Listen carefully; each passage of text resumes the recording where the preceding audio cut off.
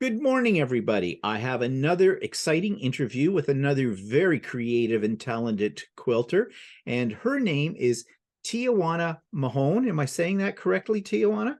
Yes, Stephen, that's correct. That is a very unique first name, and I was glad you sent me how to say it because looking at it, well, now that I look at it, I guess I could figure it out, but I don't know. Just Teajuana, that just sounds like fun. It's It just just fun. it was actually my father was in the army, and that's where he was stationed. And so he wasn't with my mom when I was born, so he sent back that name. However, my mom respelled it for some reason, so I have no idea what that's about. I think she just misspelled it. Oh, maybe, or maybe um, she just didn't want your name to be necessarily when people not associate it with Tijuana, Mexico. I don't I, know. But I anyway, understand. it's very unique, and that is, I can see how you got the name then for your YouTube channel from that. We're going to talk about your YouTube channel and your business and everything a little bit later on in the interview. But right now, what I'd like to know about is how long have you been quilting? I've been actually quilting since 1994. Although I've been sewing since 1986. I started out sewing because I had wanted to do it for years. I had a great aunt when I was like 5 years old to about 7. And I used to follow her around. She lived in Birmingham. So when we visited, I would be following her around where all the other kids were playing. So in 1986, I was home on maternity leave and decided that I would start learning how to sew. But I thought quilting was intimidating with all the pieces, and sewing had less pieces. So I actually did that for a while first. Okay, so when you started with the sewing in the 80s, did you start that as just for something you wanted to do, or did you branch out into maybe having customers or people that you could sew for? It was part of me wanting to be unique because I roller skated every Friday. And during that time, we were wearing headbands, and I wanted matching headbands to go with my outfit. So I was making at least 2 to 3 outfits a week. I was that prolific. And Wow, sewing at that time was cheaper to sew than to buy your clothes, which is no longer true now. So that's true. They're very true. So then you got into quilting in the 90s. So you've been quilting a long time, but you must have seen a lot of changes in the materials that we use since the 90s. yes, when I first started quilting, I would say mostly what I could get my hands on was more calico based things. And those are not really my colors per se. And it's like you're in a world where there isn't anything else, and you're just kind of stuck with that. It was either calicos or Christmas quilts that had the reds, the bright reds and greens. And so I did a lot of Christmas quilts when I first started. I actually started from a store giving away a free block of the month, 2 blocks a month, and it started in July. And that so-called free pattern, you go spend money for fabrics and all of that. And eventually I was like, I'm done spending money. We're going to start using whatever I got here. So I already had in my head about um, using what I had on hand. I was using linens and gold lame because I was being cheap. Well, So, true. Nothing, you were being thrifty. You weren't being cheap. mhm. There's a difference between the two. I realized they were trying to get my money. So Oh yeah, and you still are. They still are. yes, So yes. you got in, you started with sewing, you got in, then you started doing quilting, but you said that you didn't get right into quilting because you found it somewhat intimidating because of all the Mhm. pieces. So what pushed you over the edge? What pushed you into the quilting world? Well, once I got it, it was weird because I'm self-taught. All I had was a piece of paper, and then they had, buy templates. So I actually started using templates my first couple of quilts. Didn't even know about rotary cutting until I took a class. But when I first started, that 5/8 inch seam going to a 1/4 inch seam was something that I was concerned about. When you're making clothes and you go to quilting, and I'm thinking this stuff is not going to hold up. And I almost said I'm going to do 5/8 inch seams anyway, which my block pieces wouldn't have matched up, but I'm glad I didn't. Yes. But it was that part was intimidating, and I had to ponder that coming from the sewing industry. Um, the other thing was not knowing what the supplies were, because they're totally different for quilting than it is for sewing. So template plastic, which what I was using, that had no idea what that was about. Drawing lines on material to make sure I had a 1/4 inch seam, because most sewing machines weren't adapted for a 1/4 inch seam, and some of them didn't even have a 1/4 inch foot, and the one I had most definitely didn't. Right. So it was that type of stuff that I was adapting to. But I was very successful and determined, though. That was the thing. And so I took an intermediate class, they labeled it as, because now that I've made a whole quilt by myself, I'm advanced. Yes. Which I love that, because I wasn't intimidated by quilting. I just jumped right in. So here I am in an intermediate class taking the what was the name of that pattern? I just forgot it. Carpenter's wheel. Oh, And right. at the time, carpenter's wheel was not these half square triangles. They were the actual 45-degree triangles that were set in seams. But I got to that class and she introduced the rotary cutter and mat and ruler. Of course, she was really happy, the store owner. She got to sell that to all of us, because when I started, I brought my friends along. Yeah. So we were sitting in class, in an intermediate class, and don't even have rotary cutting supplies. She was saying, okay, now we're going to rotary cut this. And we're looking at her like, what in the world are you talking about?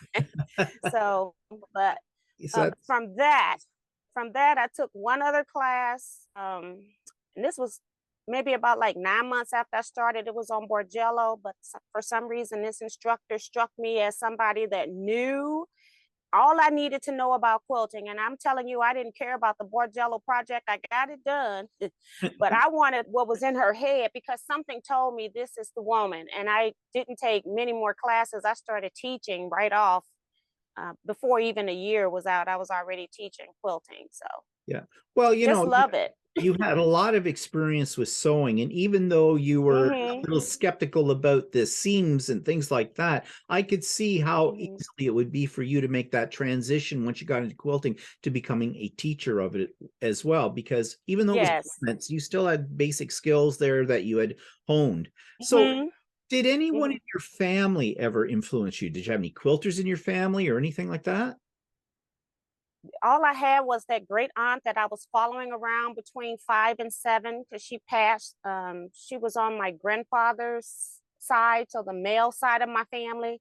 And like I said, I lived in St. Louis. They were in Birmingham area, and so I didn't get to see her often. But whenever I went and visited, I made sure that I followed her around. Forget about playing and all the other stuff the kids were in and other people.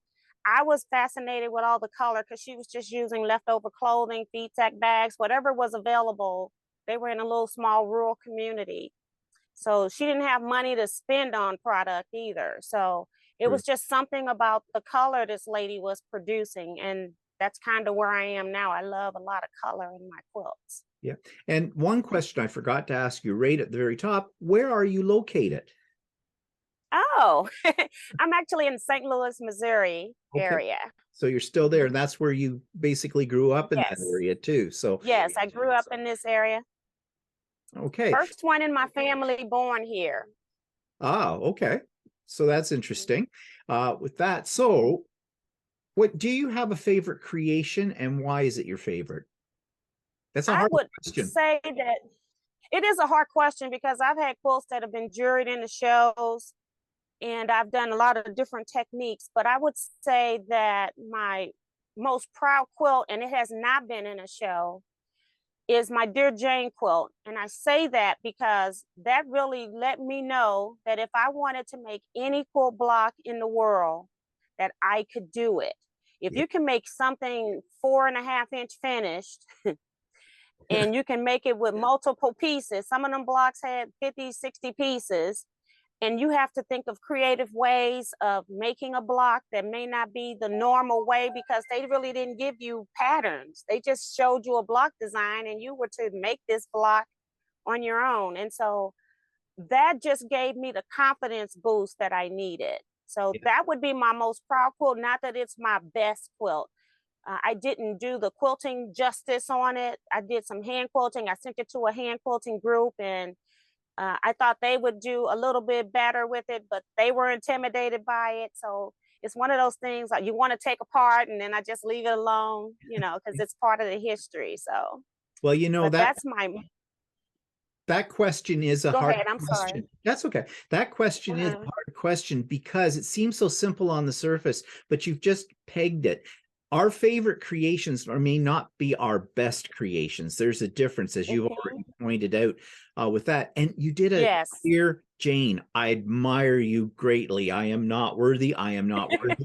I started a Dear Jane, and that's as far as I've got. And I don't think I will ever do one again because you're right. Those little It is. pieces and then trying to figure Hmm. out how it all goes together. And I even bought Yes. book from Electric Quilt with it, how to do it and everything like that. And I got lost. And I just like, no, Yeah. let Jane have all the credit. It Yeah, I had to learn, I think, in quilting, because we're so used to putting our hands in front. And when I got to the Dear Jane, it taught me sideways piecing when you're especially working with smaller pieces. Now, if I'm using a strip, I can revert back to sewing from the front. But you've got to put your hand on the side to make sure those pieces are rolling in. And sometimes you barely have room to put your hand on the piece to make sure it rolled in straight. Yep. So Yep. it was a challenge, and I was all for it. Once I get into something and I realize that it's a challenge, then it's a challenge for me to get it done. And I was figuring out different ways of doing the block and attacking it. Some stuff I, did regular applique, some stuff I was reverse appliquing, paper piecing. I make something big, like if it was a half-inch finish, half square triangle, I'm like, I'll just make it bigger and cut it down. Yeah. It was that type of stuff. Yeah, So, well, the one thing about doing a Dear Jane is that you certainly do use a variety of techniques and you certainly learn a lot of things. And I guess I just wasn't patient enough. That was a couple of years ago. I know things a little bit more. hmm Maybe I should give it another hmm try. Maybe. I don't know. yeah, it took me years. I would say that because I might do, say, 50 blocks for 3 or 4 months or something. And then I put it up for a year, maybe two, and then I pull it back out. So it wasn't as overwhelming as trying to get it done in a 6-month period per se. Yeah. So I did pull it out. It took me years to make that Dear Jane, but I was determined that once I did started it, that I was going to finish it because I realized what the patterns were, and how, I was thinking I'm a person in memories too. I like memory quilts. A lot of people don't like making t-shirt quilts, but I love making them for people, making them for myself, because it tells where somebody's been and what's important, that they still have these particular shirts, or somebody pass away and they want clothes made from a loved one's clothing. So I kind of get wrapped up in the memory of things. And I kept thinking about the person who made this quilt. What was she thinking to make this block? Because the blocks were drafted according to how they were in the quilt. Yeah. And I'm like, I don't even understand how she pieced this. So No, that's I when know. I started dissecting, adding seams, taking away seams. So it was just weird that way. But I get into the head of some things like that. Yeah. And of course, doing that kind of a quilt too, the sense of accomplishment when you're finished it is has to be tremendous, Yes. because it Yes. is a Even that challenge. scallop border. That Yeah. scallop border was a one and done type thing. Yeah. So, well, you have my greatest admiration for actually doing one of those because not for me. So, what type of quilter would you call yourself? Do you gravitate more towards traditional blocks, or are you more into modern, or are you experimental, or are you eclectic? Like just do whatever grabs you. I would say if I had to label myself, I would say more traditional because I do love traditional blocks. However, I'm a jack of all trades. I like techniques. I like trying out new rulers, new ways of doing things, and then I determine which one I'm going to use. Just like the many ways that you can make half square triangles. Just because a pattern pattern is telling you to make half square triangles this way and you feel like this other way is better for you or faster for you, you don't have to stick to the way that that pattern is making it. You make your half square triangles the way you want to make them. So that's why I love trying new techniques and new processes. I love needle turn applique. I don't do it every day, but it is really one of my loves is needle turn. I don't like the freezer paper applique. I don't too much care about machine embroidery. I've done more machine embroidery applique, like, you know, like sewing around the edges with the zigzag or buttonhole stitch. Yeah. But I don't like the end result when I wash it. But it's faster, it's quicker. Yeah. But what I love, it just takes a lot of time. But you don't see me do it a lot. But I will, you know, break down and do it, or I'll keep one project that's handwork whenever I decide I want to do some. But Yeah. Well, yeah, that's the but beauty of quilting, isn't it, though? Because there are so many different techniques. When we try them out, I think it keeps our creative brains going, you know, because you say, well, I know how to yes. do this technique, but what if I do this using this technique? And that's one thing I like about quilting. It's never boring. It's Hmm. always something new to Yes. try with it. Always something new. Yeah. Either the technique or the fabrics. Yeah, for sure, for sure. Um, Mhm. so I noticed that you are probably in your sewing area by the looks of things I Mhm. see on the walls and whatnot. So can you describe it? Is this a large space, small space, extra room in your house? What have you got? This is in this particular room, this is where I actually record and then I piece. And it's a workspace, so it's never the cleanest space in the That's house. fine. And Yeah, then this room is only a 10 by 10 bedroom, so it's small. It was when my daughter moved out, I moved into this room.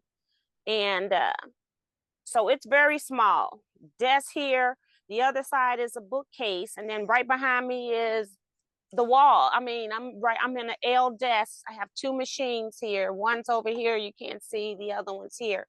So I have one machine set up for piecing. I have another machine set up for machine embroidery. And I used to have another machine that was on the floor that was set up for free motion quilting. That way I never had to switch my machines around, like, you know, getting the feet. I never pulled out the other feet to the right. machines because I had a machine set up. So I have another area that I do long arm quilting, and I use that for cutting. If I figure I'm going to take up in a small house a lot of area with the long arm, I cut there, I film there. I also do make t-shirts or vinyl cuts, things like that. I paper piece, not paper piece, paper craft. Right. I'm calling it paper piecing because it's paper piecing Well, actually. yeah. But I do scrapbooking and greeting cards, things like that too. So I use that area because if it's taking up all that real estate, I use it. I just have to make sure I keep it clean so I can get the next thing done. But Right. I have two main areas that I'm using in my house. Well, it sounds like you have them fairly efficiently set up. And yes, we always have a pile of stuff, don't we? I mean, you can't Right. escape that, no matter what. But okay, so do Right. you have a favorite tool or technique that you go to time and time again? Like, what I'm asking is, do you have something that you reach for? It's always within your grasp because you use it on a regular basis. I'd say two. I have a wood press, and some quilters when they're new, they don't understand what that is. So I use a wood press. I tend to starch my fabrics even if they're new prior to cutting, just to put a little sizing in them. And then the benefit of that is when I'm pressing seams that are not like major components, like if I'm putting two half square triangles together and the seams are going to match, then yes, I'm going to go use a heated iron.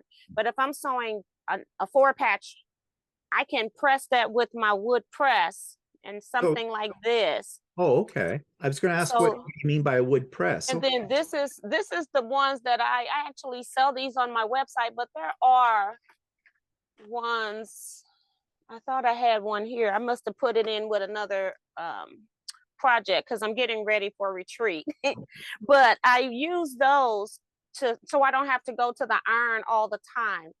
Now I can iron here, but when my blocks are big blocks, I don't have enough room here to press big things. So it helps me so that while I'm doing my piecing, I can skip every other seam before I go to a heated iron. Sometimes I can go a whole block before I need to press, but I do go and press.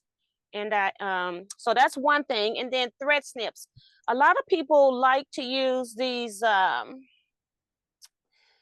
Oh, cutters here when they're chain piecing to get their pieces apart. Okay, I must be really stingy because when I'm chain piecing, my chain isn't, I don't have a lot of space in between, mhm. and I can't get my piece in between there. And then by the time I'm making it go down into that, I'm losing seams from my piecing.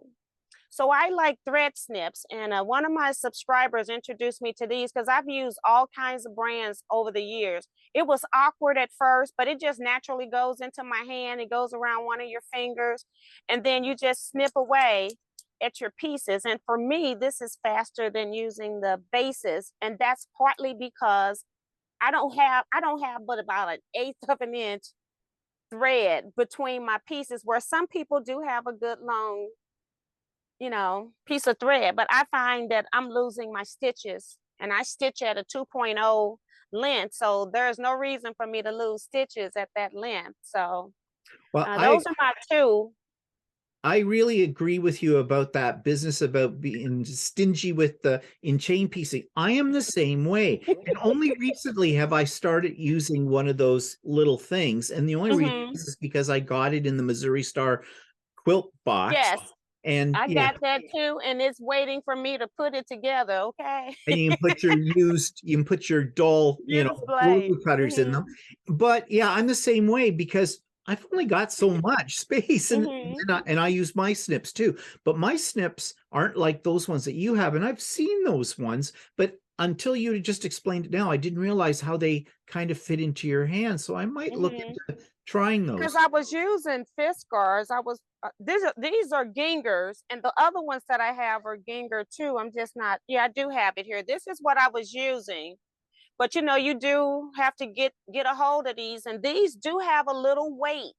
But once you get used to them, it'll take a minute to get used to them. But I want to see how I just picked it right back Yeah, up again. It's yeah, right back in my hand. And these you have to constantly hold all the way, whereas I can get a little bit more relaxed with the bigger ones, which are heavier, which is weird. right. But these are my favorite. And every time I use them, I know that they came from her. She ended up becoming a great friend of mine. I consider her a friend. So every time I'm using it, it's her that I'm thinking about. And I hardly ever use my favorites after that. And these are very sharp. Again, you can cut the dog ears off of triangles with either one of these. They're both Ginger Yeah. brand. I'll have to look into those ones because that now that Make you're sure. showing me how they work, they look, and Yeah. Ginger's a very good name in scissor products too. I have a pair of Yes. scissors as well, Hmm. regular ones. So let's talk Hmm. about your sewing machines because you mentioned you have several there. So what are they? What's the brand? The ones that I use on a regular basis is a Bernina 770 for piecing, and it also is an embroidery machine. There are times when I'm doing machine embroidery, and if I've got more than one or they have sometimes you have part one and part two, so I'll set Yep, part one up on one and part two up on the other, good and idea. I do that, and then I also um have so this is the Bernina. This is a baby lock Mhm. Elissimo, and it's also again machine embroidery, but it will do regular stitching. Both of them do regular stitching, both of them machine embroiders. But when I need that workshop going of any particular type of project, then I just swing from one to the other. By the time I'm getting this one set up, this one's stopping. So I'm in my swing chair. So that's another reason I kind of like the tight space here, Yeah, because it's great when I'm doing that type of work. yeah. So and then you mentioned you have a long arm. I do have a long arm. I ended up getting a Gamma Mm, Vision 22. I wish I had it bigger, but I just didn't have the space for it. right. And I at the time I got my Gamma, there wasn't a whole lot of research out about Mm, buying long arm machines. And I feel that I was one of the first people to put out information on how to buy a long arm, and it's on my mm, YouTube channel as well. But I went to 3 or 4 different trade shows, tested every machine at the time, the pricing at the time, and none of that pricing stuff is going to be relevant today because of COVID. Yeah. We've also lost a major company, which was Tin Lizzy was involved into Longarms. So you don't have them in the game anymore. Some new people have probably come because I probably did my research in 2014, in that 2015, in that area. So, but And I made sure that what I got was what I wanted. I test drove so that I would know vibrations. That makes a difference. If you can't stop your machine from vibrating at a trade show, I don't want it in my house. yeah, You're selling equipment that's costing now with electronics on it up $30,000 or more. yeah, You need to figure out how to balance this machine at a trade show. I don't care if this is not the home of the machine.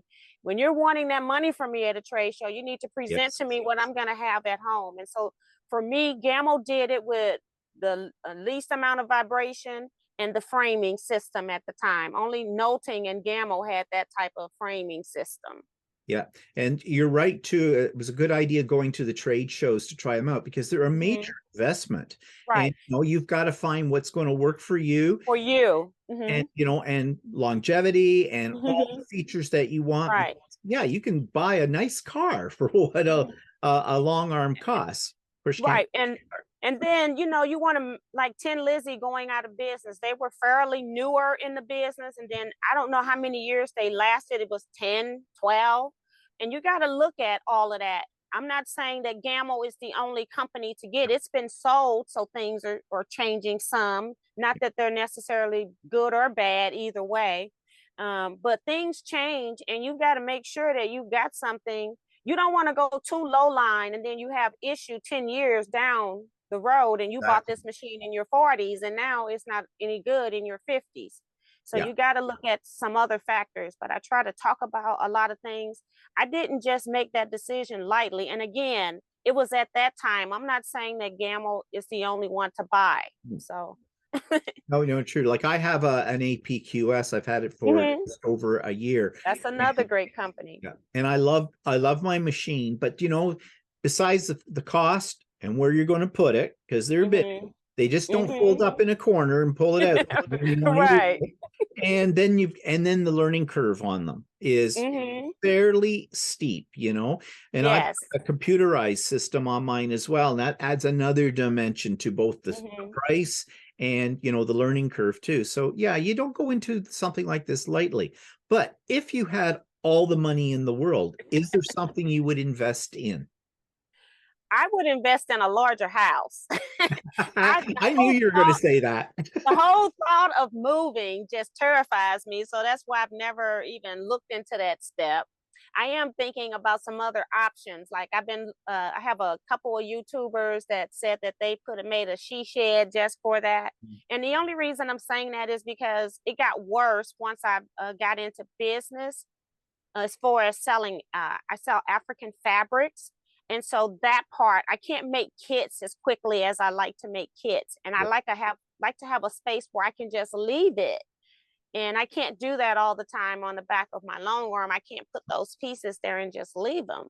So I would love to do like a she shed type thing where it's just for my cutting of my African fabrics or, dealing with business type stuff that way. Not everything, but just getting that out would be nice. Well, But a house. yeah, I think that's what a lot of quilters say, though. It has to do with space. We Mhm. always want more space. We never have And enough space. And I think the reason why I won't do a bigger house is because as you get older, you tend to downsize. It's True. just us quilters that need more space. But in the long end of things, most people, as you age, you're downsizing, not increasing your footage. And Yeah. so I hate to do that. But something like a shed could not just be for quilting; it could be used for anything in future. So Yeah, that that's was my. It's yeah, that's very true. So, mhm. changing topic a little bit, have you ever belonged to any kind of online or in-person groups, guilds, whatever? I've never done any online guilds, but I have a lot of in-person things going on. I am a member of a large quilt guild here in we used to be in with Ferguson, Missouri. We claim Ferguson as our home. That's where we started, but it's now in Florissant because we had a flood situation, and so we had to move to Florissant. Um, I have a small group. It's 6 of us, and we meet monthly in each other's house, and we function fully as a guild, right down to the charity work, Yeah. even going on retreats as well. We just don't have a quilt show. That's one of the things we don't do. And Right. then I run a scrap quilting club here, also in Florissant. We meet once a month, and I think that's it as far as belonging to any organizations. So it would be, Well, AQS. I'm a member of yeah, AQS, okay. Right. but that's not anything I need to do but pay. Yeah, yeah, I know. I'm a member of the Canadian uh, Quilt Association too, but I don't have to do anything except pay. Yeah, the same thing. Right. Get their magazine and hear about their events and things like Right. that. But I really like the idea that you have a group of 6 of you that meet, once a month. And so I would love to have something like that here. Yes. But I did belong to a guild that didn't work out very well. Only guy, 100 women, Yeah. kind of a thing. I feel sorry for the guys in quilting because some guilds do not make them feel accepted when they come in. Our guild loved to have the men in the group. We at one time had 3 or 4 men, and they've just like moved on, aging, things like that. They've moved out of the area, like not Right. moved on, but Yeah. just then some had aging issues and things like that. But we love the gentlemen in our guild. And I also do I do a quilt retreat every 2 years for my what I call my YouTube people.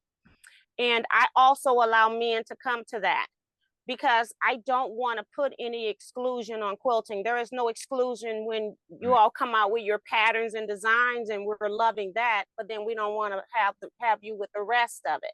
And I don't feel like it's fair. Everybody can share a common space.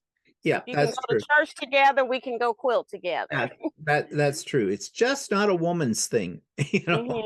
But Right. that's what I ran into. They were not all of them, but I mean, there was a significant number there that just did not make men feel welcome, and I didn't, so I left. But thank goodness for the world of Zoom, and the internet, because I belong now to several other groups online, and I absolutely love that. But it would be nice to have a small group that we could get together, Yes. somebody's house, and so, and that'd be so much fun. And Yes. we still get something like that one day. I'm still kind of And that to me is more beneficial than the large guild, because a large guild, you really don't meet people until you do the breakouts, like workshops, Yeah. or if they have a special hand sewing at the library or something like that. You really don't get to do a lot with the guild. You get to see other people's projects, so it's good Yeah. for inspiration. But other than that, you don't really get to know quilters because it's a meeting. It's not geared towards That's right. socialization that way. Yeah. So I Very true. love my small group because we're sitting around a kitchen table. Okay. Yeah. Oh yeah, that sounds to me like the ideal, really. So where do you get your supplies? Do you buy a lot online, or do you have stores Ooh. near you, or? I have stores. We had a lot of stores. We've had some stores closed during COVID, but not because of COVID, just because somebody lost their parent and they went back home to the family farm and decided that they wanted to do that. But she's still long-arm quilt, so she comes out once a month, meet people. And so some stuff has changed. We used to have like 13, 14 stores. I don't think we had that many. I haven't counted in a while, but I have 3 favorites that I like to go to. And I do shop them, but I also like a good deal too. So I try to do a combination of both. So I do a lot of online shopping, and I'm at wherever the deal is at this point. Yeah. Well, So I do. it's expensive. So where Yes. we can save the money, we save the money. I mean, I like to support my local stores. I don't have that many where I live, but I like to support them. But Yes. if I And can it's a get a better little deal, different as a business too, because I can order wholesale some things that I used to right? not. And so if I got to keep my wholesale license, then I got to order so much a year. So I may as well order through there. So there's been times that I have bought a whole boat of fabric when I only needed like 4 yards of the fabric, because it was almost cheaper for me to buy it wholesale than buying it retail.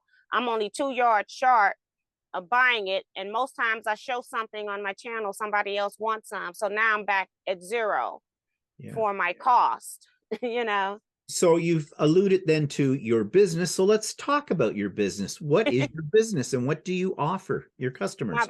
My business is T Quilts, and it is LLC. I started out just doing quilt lectures and quilt programs for quilt guilds and organizations like library, trying to introduce it into the communities. Um, and so I would get a lot of questions about that when I was doing lectures and workshops. So I started my YouTube channel that way, because I was answering those redundant questions like what type of machine you have. And it was so funny because people think the sewing machine itself does the work, not the person sitting in front of it. Right. You got to know how to work whatever you have. And you can do all of it on one machine if you want to. You can figure it out. So it's not really the machines, but I made those basic videos. I was teaching stack and whack at the time, and people were having difficulty with picking fabrics. So I made a quick video holding my camera, because I'm not into videography. I'm just holding my camera and telling them about fabric and what will work and what won't work. And then I come back with part two, because my camera was only recording for 10 minutes. And then I did more. And so then that was really my first quilting video. And it was nothing fancy. It was just, let me get this out here so people can have this for class. And then I got a little bit more serious as people kept asking me questions. I did one on all the sewing machines I have. And then I started just answering questions. Like I said, people were asking me that were redundant. And then I started just going ahead and doing quilt blocks and things like that. So it just kind of grew on me. I'm not really on YouTube still to this day with the intent of making money. My first goal for YouTube has always been to educate, because you can fall into some channels that shouldn't be teaching, I'm sad to say. And you got to watch more than one video when you're researching on YouTube. That would be some advice for that. Everybody has a different way of doing things. Sometimes it's not a wrong thing. It's just a better way to do it over this way, something like that. And then my scrap quilting club, I guess that's a business aspect of it too. And what else do I do business? Oh, I do sell certain items, like and it started during COVID, because I'm using these things. I was doing lives, but I was mostly just chatting for 1 hour a week doing my lives. And then when COVID happened, I started a second live, sew and chat, on Saturday evenings. And I'll be just sitting here sewing and talking, and I'm using my favorite products, as you were asking me about. And people go, where you get that from? Some things I just go ahead and refer them to the places. But I noticed that people kept asking me about these wood press. And I had to end up contacting the individual that makes them. He's a local Missourian, lives about 2 hours away.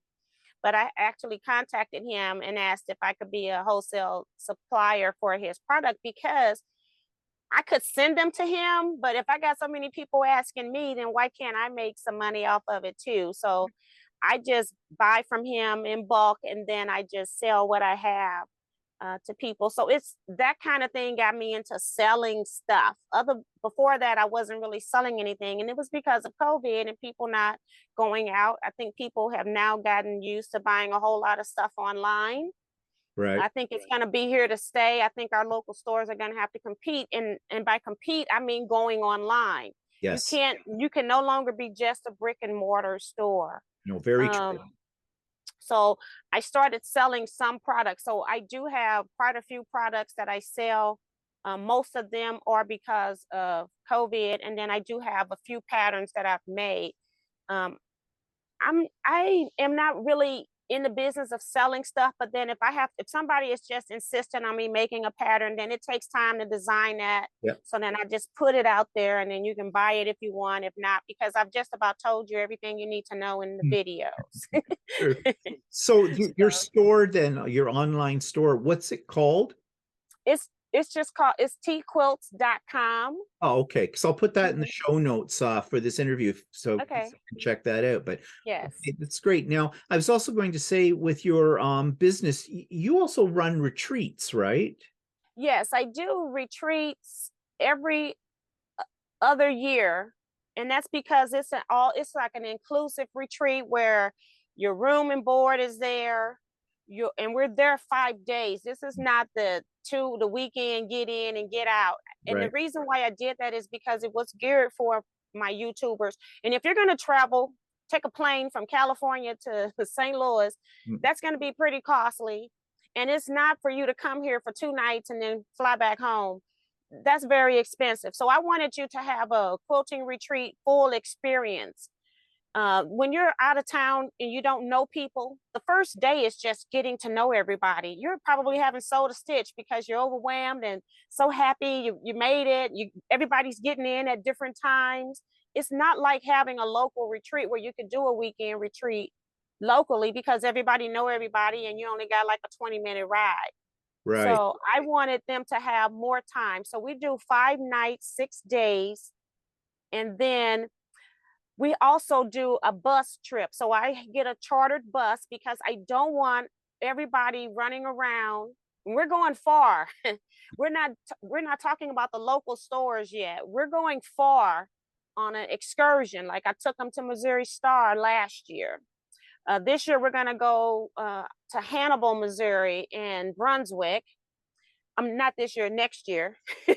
We're gonna go. So, and it's good distance away. And then I feel safer getting a chartered bus than having 10 cars telling each other on the highway to get these people to where they need to go. So Right. I do a chartered bus trip, and we do a class. I taught stack and whack last time. That's what they wanted because they were intimidated by the technique. And people call it one block wonder, Yeah. kaleidoscope quilts. It's the same thing. I learned it under Bethany Reynolds, so I call it stack and whack. Um, and then we have a class. So that's Tuesday. Wednesday is the bus. Thursday, I'm teaching. Friday is local quilt shop day. So I take them to 3 shops. It doesn't matter which ones. I kind of switch them up a little bit. And then Saturday is that day that I give people, if you want to go and see what St. Louis is about, you can do that. You can also stay here and help with a charity project that we're doing in the morning. We do a 3-hour thing where I'm asking people to sew for 3 hours. And then the afternoon, you can do whatever you want. You can do what you want all day on Saturday, literally. If you want to go back to one of the quilt shops that you didn't think we stayed at long enough, you can do that. You can go to some other ones that I've told you about in my videos. So I try to give them a little freedom so that everything isn't packed in, and then they feel like they're gonna miss something if they go somewhere else. So I try to give them, and you don't have to be at everything either, so it's flexible. And then Saturday night, we have we kind of wrap up the event officially, but it's not because we still got Sunday day up to about 4 o'clock. um, we have a program in the evening. We do show and tell. What I forgot to tell you was that sometimes about 10 o'clock at night, for the people who are still up and want to participate, I teach line dancing. And then Saturday night, we go and perform that line dance, and then we do show and tell, thank everybody. We also swap blocks that we exchange. We do the signature, the square and the square block, and we sign them, and you make one for everybody so you know what the measurements are ahead of time. And if you want to, you're still not obligated, and people will still give you blocks whether you give them a block or not. And then Sunday is just like that day where you just feel like you're going to lose all of your best friends. Nobody wants to leave. And, It and sounds so wonderful. It it really is. does. And the funny thing is, this is all people. I have my small group. They come wherever I go. So I had 4 of them because it's 6 of us total. So I had 4 of them. And then the rest of them were kind of like people that I met via YouTube for the most part. So it was kind of weird that you had this nostalgic feeling about these people leaving, that you've only been dealing with in chats. And you'll be surprised when you get people in person, they're almost like they are in the chat. And then I was expecting something on this level, and I'm saying it went way over. I can't, it's off the scale. The people that came to this retreat, their personalities, everybody meshed. There was not like one outlier in the group. It was amazing to me. I couldn't believe it. It was the best retreat I've ever had, this last one in after COVID, 2022. I have to think about what year, I know. because I do them every other year. So, and I've tried doing one like a small no frills retreat with just 12 people. And it seems like I can only get like 3 people. So I'm going to try again because it seems like more people are getting interested again. I think they want the full retreat experience that I give to the other ones. And it does come with a lot more perks too. So Yeah, that well, could be why. it sounds really, really quite appealing and wonderful. And like you said, you do so much in that time period as well. You Mhm. stores everything. So yeah, Right. it sounds really, really exciting. Too bad you didn't live closer to me, or I live closer to you. Right. Because that sounds like a lot of fun. Yeah, So and I did have 2 guys that attended the retreat. Uh, and so yeah, so it worked out. I'm not going to be exclusive. If you're able to get in and you got your funds paid on time, your fees paid, I don't care. You know, you're allowed to have fun just yeah, like we are. like So everybody else. Yeah. Well, it sounds great. So, do you have turning attention to another topic here? Do you have any challenges or goals for the future that you're working towards? I have a feeling you have a uh lot, but you know what? I think sometimes people think that it's bad to be content.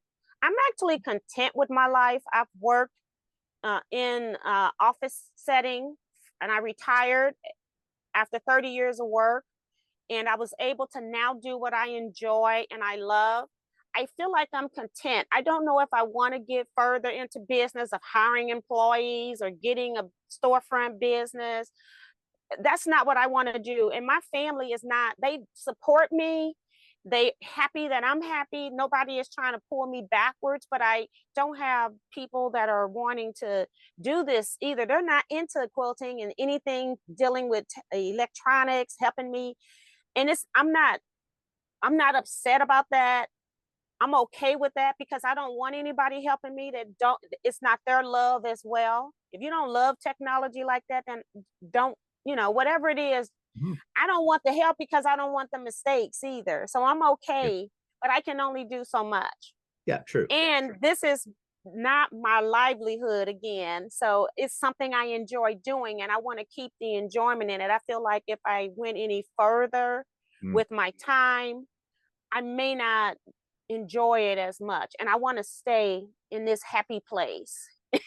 So Yeah, I don't know if that makes sense. no, it does makes a lot of sense because that's what I tell people all the time. When I first got my long arm, the first thing that came out of people's mouths were, "Well, are you starting a business? Are you going Mhm. to rent it out?" And I said, "No." "Well, why?" And I said, "Because that becomes I do this because it's fun. Like you, Yes. I worked for over 30 years. I was a high school teacher. I'm retired now, and I love every moment of retirement. I love my job, but I love being retired. Yes. And I love what I'm doing right now with the quilting. If I had to start thinking about the pressures of making money from it and Hmm. all that kind of stuff, then that takes all the joy out of it. And Yes. this I want to have joy from it. So Yeah, yeah, I just don't like want to what be you said. worried about paying a lease and security and the whole other 9 yards that go with that. I don't want that. It's enough that I have a license. I had to get a license just so that I could write off the stuff that I was getting the income from. Right. So that was my way of getting the license. So now if I get the license, I can write off what I'm buying to put in these videos. Yeah. So that was the only reason I really made myself a business because I felt like they were coming for me. Yeah. You don't realize you Yeah. don't realize that you're getting money from all these different things until the 1099 start rolling in. Yeah, right, And so I was exactly. like, okay, I need to be able to write off these things. Now, if I'm buying 20 storage containers to store my lecture quilts, then I need to be able to write those 20 Yep. containers off. So Yeah, that's where makes I good started. sense. It makes good Mhm. sense. So, So do you have any advice for anyone who might want to get started into this art form, into quilting?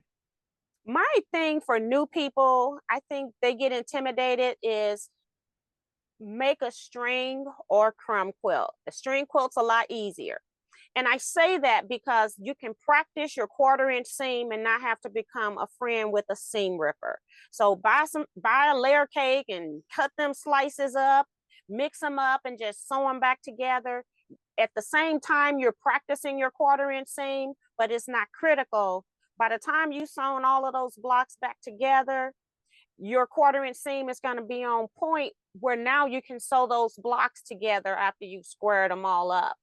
That would be my one advice because I think we take it if you start with just sewing like say charm squares or something and you don't have your 1/4 inch down, it's going to be a problem when you go to put those together. So you want to do something that's more relaxing, give you a good time period for learning that 1/4 inch seam, and then when it's critical that you use it, you should be on point at that time.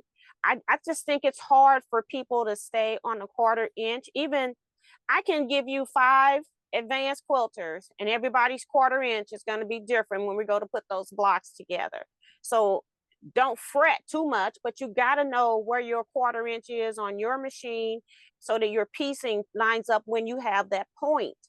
When that point comes in, when you start using those half square triangles and flying geese, Yeah. that's when it's critical. But now it's not the time. It's not when you got to make 200 flying geese. You don't want to be learning your true 1/4 inch seam at that point. Right. So that's my advice: is learning the 1/4 inch seam, but do it in a relaxing, more enjoyable fashion by doing a string quilt. And so what I'm hearing really is what you're saying is set yourself up for success, not for Right. failure.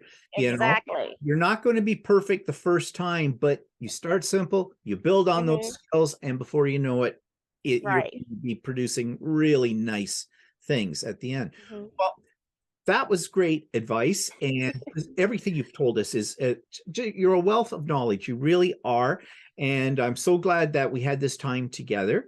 Is there anything before we sign off here? Anything else you'd like to add or say at this point? No, thank you. I just quilting is just my love. I just do it for the joy. And if you're not, if it's not joy for you, if it's not bringing you happiness, then maybe something else is for you. You know, I just find the joy in everything that I'm doing quilt related. And if I figure out something else that brings me even better joy, because even if I have to make something I don't want to like making, if I can find a quicker way or easier way of doing it, then do that. But if it's not bringing you joy, don't do it. Yep, I think that's very good, a very good thought on it. Yeah, Mhm. it's got to be fun. It's got to be Mhm. fun. So I Yes. want to thank you so much, Tijuana, for meeting with me today and doing this interview. I am going to put your links for your YouTube and your store as well down in the show notes for this so people can go and check them out and uh, and Well, give thank their you. support to you as well. And also, I need the. Well, I'm subscribed, but hopefully, I'll see when you do. You plan your video releases? I'm sorry. I Yes, should be. I do. And Okay, we'll so talk then I about can. that when we're finished here as well. So you Okay. can stay on the line, but again, Okay. but just I want to thank you so much for this. This was a delightful interview, and it All was right, and great. thank you so much, Stephen. This was a joy, and I'm thankful that you waited to interview me when I had more time. I had a lot going on at the time when you first contacted me. So Well thank worth the wait. Well worth the wait. you. So thanks again, Tijuana, and we'll talk to you again soon, I hope. Bye bye All for right. now.